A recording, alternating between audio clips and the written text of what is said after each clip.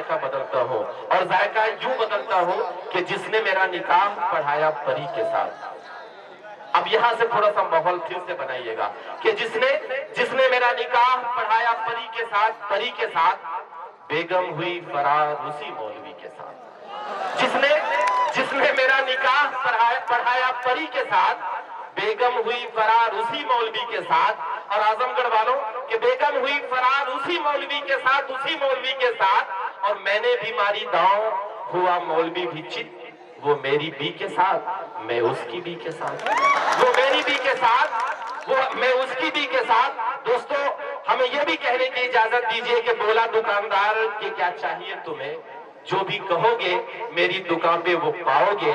मैंने कहा कि कुत्ते के खाने का केक है, बोला यहीं पे खाओगे या लेके जाओगे, बोला यहीं पे खाओगे या लेके जाओगे।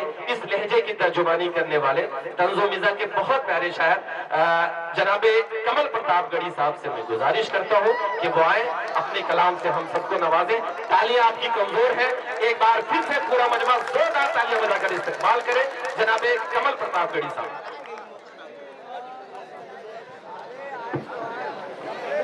बहुत बहुत शुक्रिया शहजादा कलीम साहब। अभी मोहन मुंतजिर साहब बहुत अच्छा पढ़ के गए और प्यार मोहब्बत की इतनी बुराई कर गए कि हमको अभी तक अपनी पत्नी से मोहब्बत भी लग रहा है, उसको भी छोड़ना पड़ेगा, कल से राखियों की बंधवा लेंगे। बड़ी दिक्कतें पेश आती। कलीम भाई, मुझे डॉक्टर सुनील जोगी याद आते हैं। प्यार मोहब्बत के बारे में जब कोई मजाहिया शायर कहता है तो कैसा कहता है? डॉक्टर जोगी कहते हैं कि इस इश्क में इतने कुएं हैं मुझे मालूम ना था, इस इश्क में इतने कुएं हैं मुझे मालूम ना था, इस उल्फत में इतने धुएं हैं मुझे मालूम ना था, और एक रोज जो बैठा मैं तेरी पनाहों में सनम, तेरे बालों में इतने जुए हैं मुझे मालूम ना था। तो ये प्यार मोहब्बत पे हमको भी बड़ा भरोसा नहीं है। दरअसल पहले था, लेकिन जब से शादी हो गई हमारी तरफ से सारा भरोसा ही खत्म हो गया प्यार मोहब्बत से। और माला कोई मत पहनाइएगा। माला 15-20 साल पहले एक बार हमारे बड़े भाई पहने थे, वो भी बड़े परेशान हैं। 6 साल पहले हम भी माला पहने थे, तब से आज तक माला पहनने की नौबत ही नहीं है, हम भी बड़े परेशान हैं। अभी यहाँ पे हम लोग, असल में मोहन मुंतजिर भाई बड़े चालाक आदमी हैं, बहुत होशियार आदमी है। यहाँ पे सीधे बने रहते हैं और बाहर अपने मोहल्ले में अपना काम निकाल लेते हैं। कहे भी हैं कि जुगाड़ से हम काम बनाते हैं। इनके प्रपोज करने का स्टाइल भी बड़ा अजीब होता है। प्रपोज मतलब समझ रहे हैं ना, आई लव यू, उनका वो स्टाइल भी बड़ा अजीब होता है। एक दिन एक लड़की से कहे कि देखो ऐसा है कि मैं नहीं चाहता कि मेरा लड़का बड़ा हो के तुम्हारी लड़की को छेड़े, इसलिए तुम कहो तो दोनों को भाई बहन बना दे। तो इनके प्रपोज करने का स्टाइल, एक बार जोरदार तालियां बजाइए, हम थोड़ा सा रिचार्ज हो जाए। मंच पर तमाम बड़े बड़े लोग रखे हुए हैं। अभी हम लोग यहाँ पे आ रहे थे तो रास्ता भूल गए थे। मैं बहुत बहुत सलाम करता हूँ मेरे बड़े भाई जिनकी शान में आज का ये मुशायरा हो रहा है, शेख सलाहुद्दीन साहब, मेरे बड़े भाई शेख इमामुद्दीन, शेख सिराजुद्दीन, तकवीम आजमी भुट्टू भाई बहुत अच्छा मुशायरा कराते हैं भिवंडी में। और इरफान भाई को बहुत बहुत सलाम करता हूँ। इरफान भाई से अच्छा आदमी पूरे दुनिया में कोई नहीं, इसलिए चापलूसी कर ले रहा हूँ कि लिफाफा इन्हीं के पास फंसा है, जरूरी है। तो एक जोरदार तालियां इरफान भाई के लिए आप लोग बजा दें। और आप लोग बहुत अच्छे ढंग से सुन रहे हैं, बड़ा अच्छा लग रहा है। अभी इस मुशायरे में मैं 3-4 साल बाद आया हूँ, तो आ रहे थे हम लोग तो रास्ता भूल गए थे कलीम भाई। तो एक आदमी से हमने पूछा कि भाई साहब बताइए, मुड़ियार में जो इरफान भाई का मुशायरा है वो रास्ता यही जाएगा क्या? तो उन्होंने कहा उर का। फिर थोड़ा सा आगे आए तो आगे एक आदमी और मिले बाजार के पास। मैंने कहा भाई साहब जहाँ इरफान भाई का मुशायरा होना है वो रास्ता यही जाएगा क्या? उन्होंने कहा उर का। तो फिर मैं थोड़ा आगे आया, इरफान भाई मिल गए। मैंने कहा इरफान भाई आपका मुशायरा यहीं पे होगा क्या? तो इन्होंने कहा जी हाँ कमल भाई।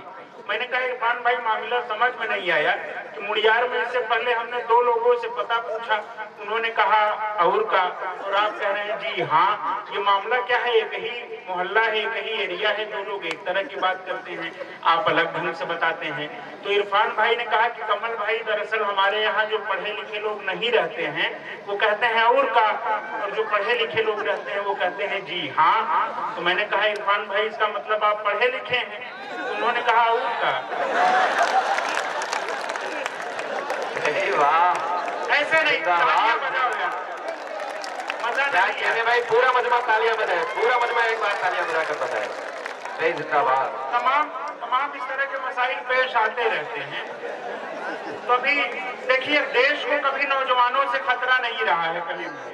जी भाई। सब कहते हैं कि देश की युवा पीढ़ी, गुड्डू बहादुर साहब बैठे, मैं सलाम करता हूं, सब कहते हैं देश की युवा पीढ़ी अपने संस्कार भूल रही है, गलत दिशा में जा रही है।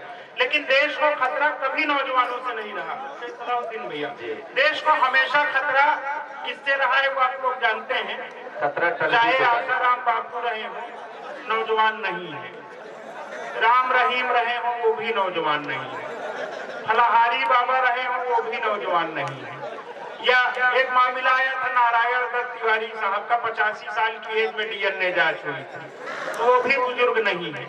तो देश को खतरा वो भी नौजवान नहीं है। देश को खतरा हमेशा बुजुर्गों से रहा है। मैं चाचा आपको बहुत बहुत सलाम करता हूँ। एक जोरदार तालियां नौजवानों अपने लिए बजाएं। आप इस देश के मुस्तकबिल हैं, आप इस देश के भविष्य हैं, और हमेशा देश को एक नई दिशा आपने दिखाई है।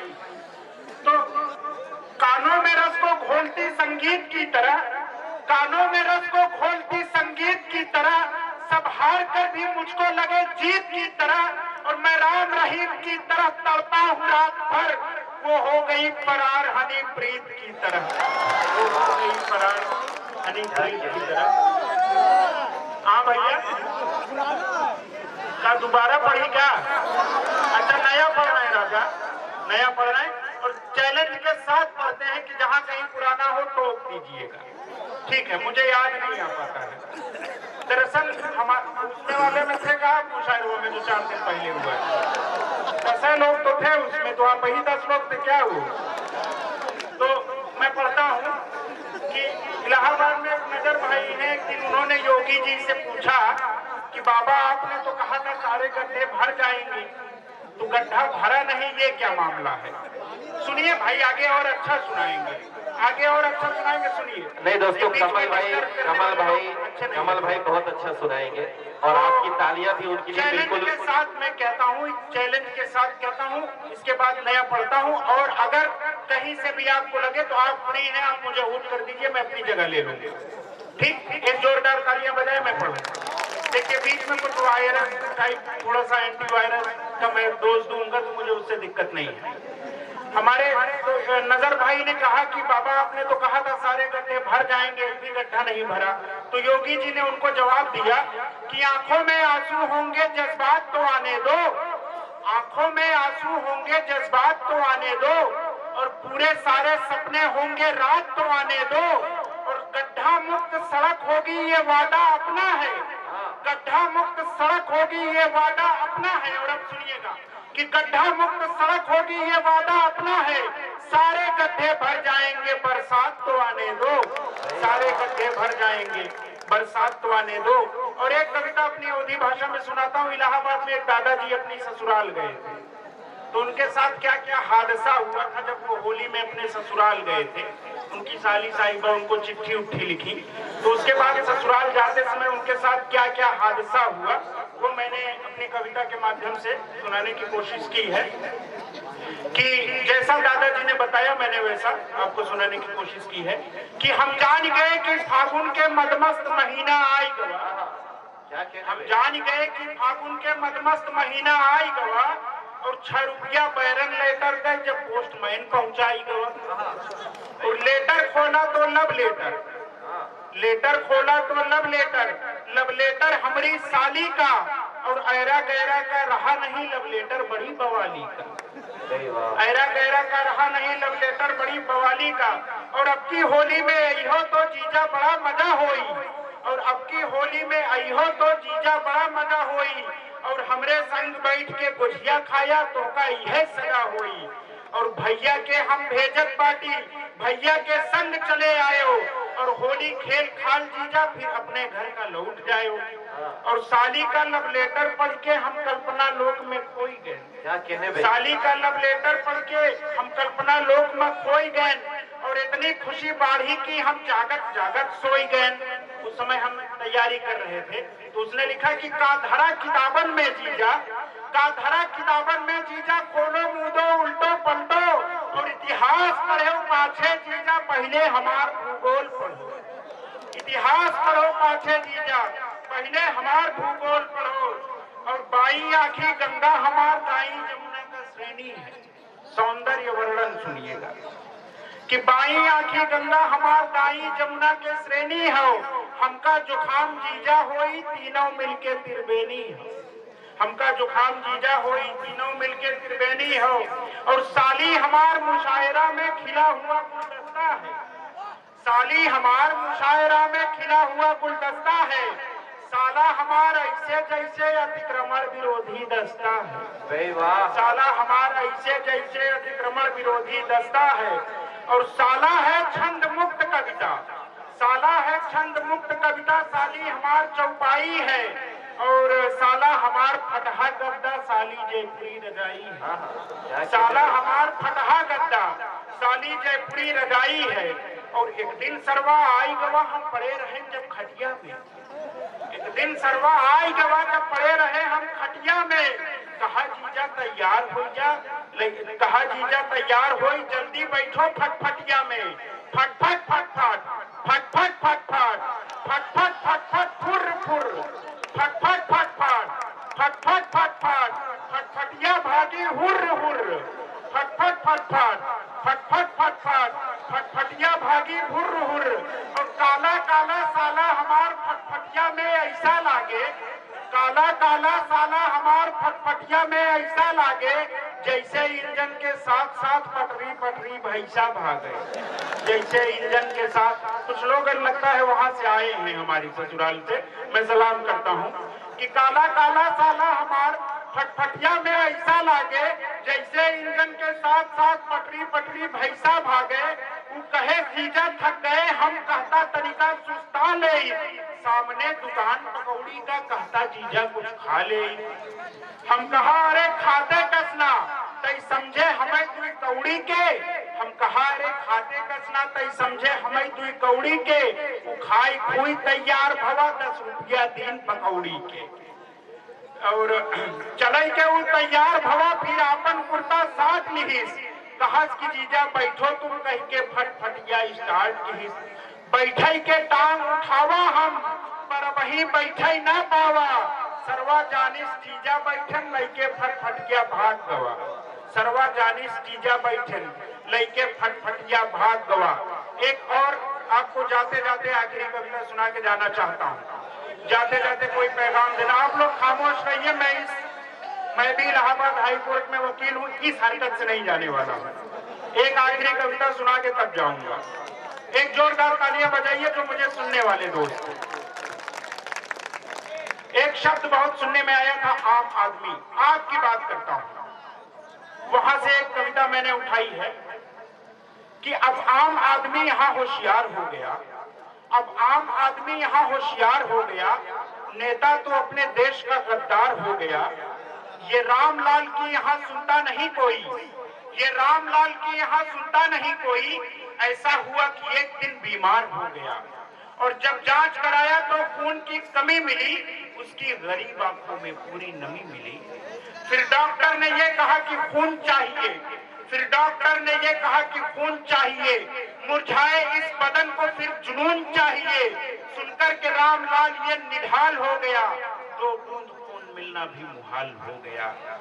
और जब आम आदमी से नहीं मिल सका लहू, जब आम आदमी से नहीं मिल सका लहू, एक नेता ने कहा कि मुझसे ले लो हूँ बहू। फिर उस सफेद पोश का जब खून चढ़ गया, फिर उस सफेद पोश का जब खून चढ़ गया, बीपी तो रामलाल का उस वक्त बढ़ गया और कुर्ते की तरह शर्ट अपनी फाड़ने लगा, भाषण को अस्पताल में ही झाड़ने लगा। और सियासत से सच्ची बात कहता हूं कि नेता के खून का हुआ कुछ इस तरह असर, नेता के खून का हुआ कुछ इस तरह असर, लोगों में वो रहा वो संप्रदाय का जहर। हिंदू को लड़ाता कहीं मुस्लिम को लड़ाता, हिंदू को लड़ाता कहीं मुस्लिम को लड़ाता, जहरीले सांप की तरह वो दांत गड़ाता। अभी थोड़ी देर पहले असद बस्तवी साहब पढ़ रहे थे, उन्होंने बताया कि 3 तलाक पे सियासत होती है और तमाम मसाइल पे जो फिजूल के मसाइल हैं उन पे सियासत की जाती है। मैं कमल पांडे प्रतापगढ़ी आपकी बात करता हूं कि कुरान पाक की सूरह निसा की आयत 35वीं कहती है कि जब तुम्हें कभी तलाक देना हो तो सीधे 3 तलाक मत दो, बल्कि घर के बुजुर्गों से सलाह और मशवरा करो। यह आपकी तालीम है, यह आपके कुरान की तालीम है। मैं एक नॉन मुस्लिम, एक हिंदू कुरान की तिलावत करता हूं और ये बात आप सबको बताने की कोशिश करता हूं। जी भाई, आज इल्जाम लगाया जाता है कि अगर कोई वंदे मातरम नहीं बोलता तो वो दहशतगर्द है, लेकिन आपके नबी सल्लल्लाहु अलैहि वसल्लम की हदीस है, अल हुब्बुल वतनी निस्फुल ईमान, वतन से वफादारी आधा ईमान है। आधा ईमान आपके वतन से वफादारी, बाकी आधे में रोजा, कलमा, ज़कात, ये सब चीजें आती हैं। तो हमारे मुसलमान भाई कभी दहशतगर्द नहीं हो सकते, कभी पाकिस्तान परस्त नहीं हो सकते। आप ही में से कोई वीर अब्दुल हमीद, कोई टीपू सुल्तान बन के निकलता है, कोई ब्रिगेडियर उस्मान बन के निकलता है, और मैं कमल पांडे आपकी अदालत में आपकी पैरवी करता हूं दोस्तों, और वकील हूं, अदालत में पैरवी करने की आदत तो है ही है। तो एक बार जितनी मोहब्बत से इन्होंने माला पहनाई, हमारी घरवाली ने भी नहीं पहनाया था। अगले साल हमारे लिए करवा चौथ का व्रत भी रख लीजिएगा मोहन भाई। नहीं, मान्यता भी अब मिल गई जी। नहीं, वैसे भी एक पुरुष को माला पहनाएगा, ऐसे ही तो जनसंख्या की समस्या खत्म हो जाएगी। आज हम वैसे भी दूसरे नंबर पे हैं। तो नेता के खून का हुआ कुछ इस तरह असर, लोगों में बो रहा वो संप्रदाय का जहर, हिंदू को लड़ाता, कहीं मुस्लिम को लड़ाता, जहरीले सांप की तरह वो दांत गड़ाता। और अभी मोहन भाई ने बात की कि अपने बुजुर्गों का एहतराम करो, अपने माँ बाप की खिदमत करो। दोस्तों, मेरे सामने मेरे दोस्त बैठे हुए हैं, तमाम हाफिज़े कुरान बैठे होंगे। सूरह बनी इस्राइल की आयत 23, आयत 24 और आयत 25 इस हवाले में कहती है कि घर के बुजुर्गों की हमेशा खिदमत करते रहो, और उनकी खिदमत में कभी तुम्हारे मुंह से उफ की आवाज तक नहीं आनी चाहिए। यह आपके कुरान पाक की तालीम है, जो कमल पांडे बताने की कोशिश करता है दोस्तों। कि इस कविता की सबसे अच्छी पंक्तियां देता हूं, देखिएगा कि अपना चरित्र स्वाभिमान बेच रहा है। हंसने हंसाने के अलावा शायर का, कवि का कर्तव्य होना चाहिए कि समाज को पैगाम देके जाए, कुछ सार्थक बातें करके जाए दोस्तों। कि अपना चरित्र स्वाभिमान बेच रहा है, जलती हुई चिता पे रोटी सेक रहा है।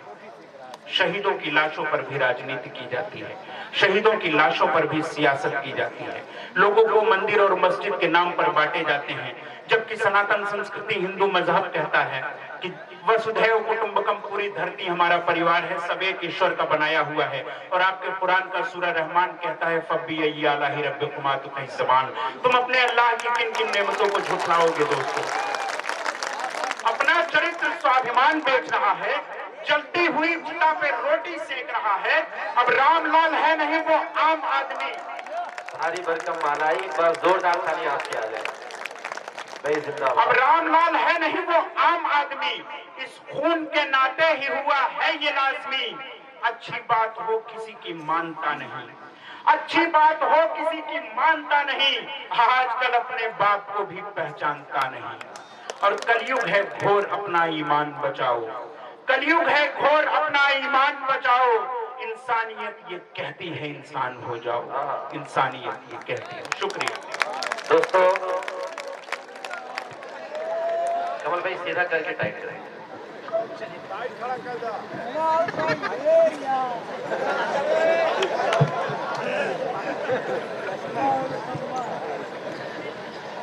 दोस्तों, ये थे कमल प्रतापगढ़ी साहब। और जब कमल प्रतापगढ़ी जैसा मेरा दोस्त कभी शायर कुरान पाक की आयतों का हवाला दे, तो आजमगढ़ के लोगों, मुड़ियार के प्यारे लोगों, मुझे ये बात कहने की इजाजत दी जाए कि दिवाली में अली बसे और राम बसे रमजान, दिवाली में अली बसे और राम बसे रमजान, ऐसा होना चाहिए अपना हिंदुस्तान। दिवाली में अली बसे और राम बसे रमजान, ऐसा होना चाहिए अपना हिंदुस्तान। और जिस दिन मंदिर की घंटी से सुर मिल गया अजान का, रूप बदल जाएगा उस दिन अपने हिंदुस्तान का, रूप बदल जाएगा उस दिन अपने हिंदुस्तान का। यकीनन मन बड़ा संजीदा हो गया है, मैं इस तसलसल को बिल्कुल नहीं तोड़ना चाहता।